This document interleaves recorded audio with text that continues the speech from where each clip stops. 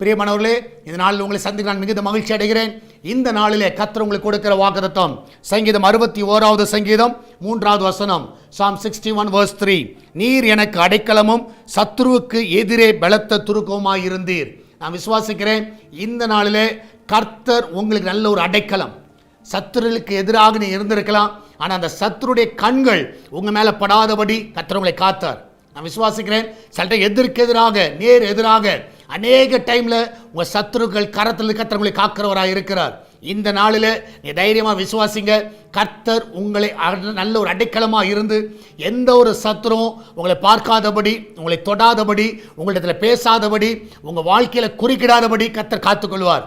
ஒருவேளை வேலை ஸ்தலத்தில் சத்துருக்கள் இருக்கலாம், நிறைய இடங்களில் இருக்கலாம், வீடுகளில் இருக்கலாம், குடும்பத்தில் இருக்கலாம். நிச்சயமாக நான் விசுவாசிக்கிறேன், கர்த்தரே உங்களுக்கு அடைக்கலமாக இருந்து உங்களை கர்த்தர் மறைத்து கொள்வார்.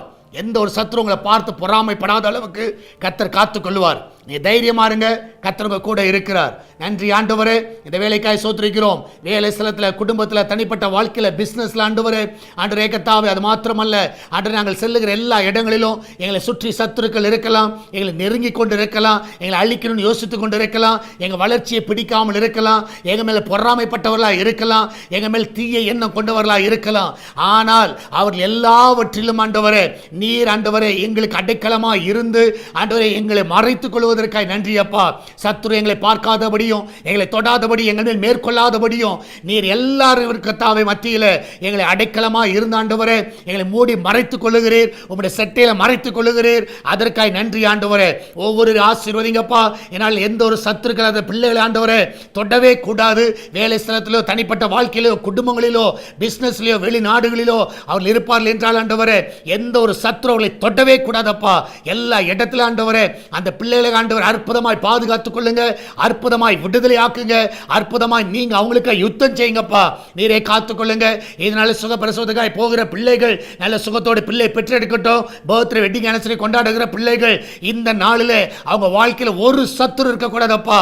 நீர் அவர்களை காத்துக்கொள்வீராக. விசேஷமாய் கர்த்தாவே அந்த கிச்சன் பகுதி ஆசீர்வதிங்க, அதில் செய்கிற வேலைகளை ஆசீர்வதிங்க.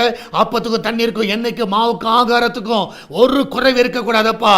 எல்லாம் நிறைவா இருக்கணும். அந்த வீட்டை ஆசீர்வதிங்க, நல்ல பாதுகாத்துக் கொள்ளுங்க.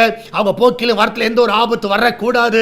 உங்களுடைய சமூகம் முன்னும் பின்னுமா இருந்து அவளை பாதுகாத்துக் கொள்ள வேண்டுமா ஜெபிக்கிறேன். ஆண்டவரே, இந்த நாளிலும் அட்மிஷனுக்காய் போகிற பிள்ளைகள் நல்ல காலேஜில் ஆண்டவரே அந்த பிள்ளைகள் அட்மிஷனாக உதவி செய்யுங்க. ஒவ்வொருவரையும் காத்துக்கொள்ளுங்க, ஒவ்வொருவரையும் ஆசீர்வதிக்க வேண்டுமா ஜெபிக்கிறேன்ப்பா.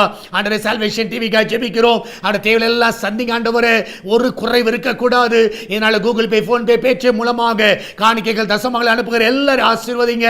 அவளை எல்லாம் நிறைவாய் நடத்துங்கப்பா. இன்னும் ஆண்டவரே, இதுக்கு விரோதமாக எழும்புகிற எல்லா ஆயுதங்கள் ஒன்றுமில்லாமல் போவதாக. ஆண்டவர், வெளிநாட்டில் இருக்கிற பிள்ளைகளை சுகமாய் காத்துக்கொள்ளுங்க. எந்த ஒரு தீங்கு அவர்களுக்கு அணுகக்கூடாது. வியாபாரம் செய்கிற எல்லா பிள்ளைகளை ஆசீர்வதிங்க. கடன் பாரத்தில் இருக்கிற பிள்ளைகளுக்கு கடனிலிருந்து விடுதலை கொடுங்க. யாரெல்லாம் பலவீனமாக இருக்கிறார்களோ அவளை எல்லாம் பலப்படுத்துங்கப்பா. அந்த பிள்ளைகள் நல்ல சுகத்தை கொடுத்து ஆசீர்வதிங்க. மகிமையான காரியங்களை செய்யும். இயேசுவின் நாமத்தில் ஜெபிக்கிறோம் எங்கள் அன்பின் பரலோக பிதாவே. ஆமேன், ஆமேன். பிரியமானவர்களே, கர்த்தர் உங்க கூட இருக்கிறார். தைரியமா இருங்க.